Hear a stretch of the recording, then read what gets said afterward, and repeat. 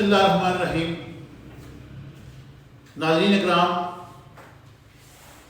مسلمان ہونے کے ناطے آپ کے ذہن میں یہ تو آتا ہے کہ جو اللہ تعالیٰ کی ذات ہے وہ پتھر میں کیڑے کو روزی دیتا ہے۔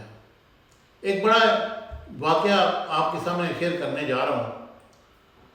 اللہ کے نبی حضرت سلیمان علیہ السلام ایک دفعہ دریا کے کنارے بیٹھے، آپ دیکھ رہے تھے کہ ایک چونٹی اپنے منہ میں دانہ لے کر دریا کی طرف جا رہی ہے، اور جب وہ دریا کے کنارے پہنچتی ہے تو ایک مچھلی ادھر سے آتی ہے، وہ اپنا منہ کھولتی ہے اور وہ چونٹی اس کے منہ میں چلی جاتی ہے۔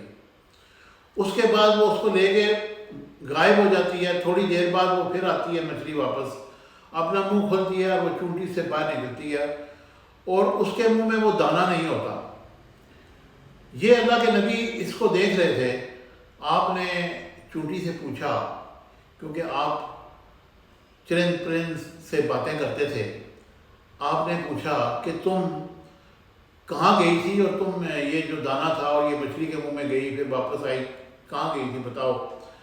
اس نے کہا کہ اللہ تعالیٰ نے میری ڈیوٹی لگائی ہے کہ میں یہاں سے دانہ لے کر سمندر کے اندر جاتی ہوں، مچھلی مجھے لیتی ہے اور وہ مجھے پتھروں کے ساتھ چھوڑتی ہے، پتھروں کے اندر میں چلی جاتی ہوں۔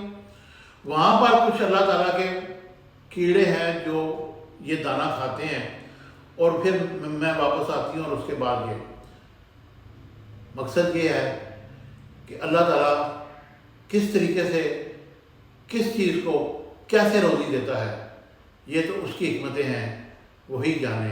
ہم بھی کھانا کھا کے سوتے ہیں اور اٹھتے ہیں تو پھر کھانا کھاتے ہیں، کہاں سے آتا ہے یہ اس کی ذات جانتی ہے۔ مجھے امید ہے کہ میری یہ ویڈیو آپ کو پسند آئے۔